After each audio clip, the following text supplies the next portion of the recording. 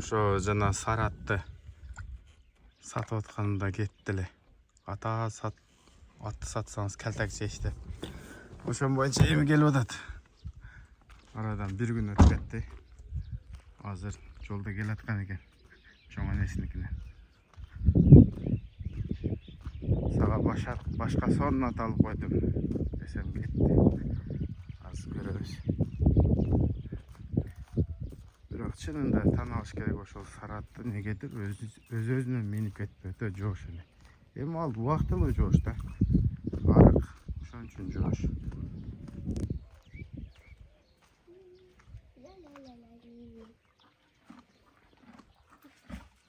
Кандай экен? Жактыбы? Аттын жанына келе бербегин, а? Ушул ат сеники, балам. Ушул атты минип жүрөсүң, а? Ат миништи үйрөнөсүңбү эми тез-тез? Аттар кандай болот? Жакшы. Жакшыбы? Менин жанымда анча сүйлөй бербейт да бул. Бирок айышталары менен, башка адамдар менен такыр эле башкача сүйлөшөт. Атты өзүм мингизем, да? Сен машыккын, үйдө ажымания кылгын, отуруп тургун болуп турбу? Көбүрөөк машыксаң, анан кийин атка минесиң. Бас болду. Сараттын кандай эле? Жакшы. Неси жакшы эле Сараттын? Мингени. Мингени? Жанына барсаң эчтеке кылбай эле. Ага анын курсагын карап аттыңбы сен? Не берип аттың? Мен берген жок. Мен чөй эле берип аткам.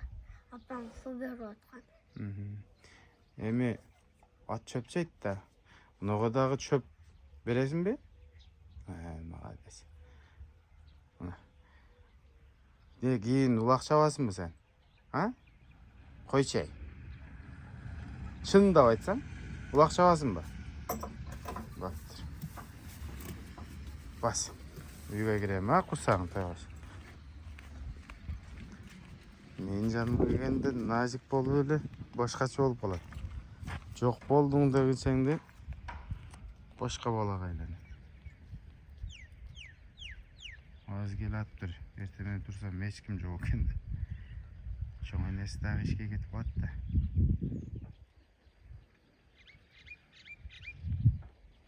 Алтыга чыкты.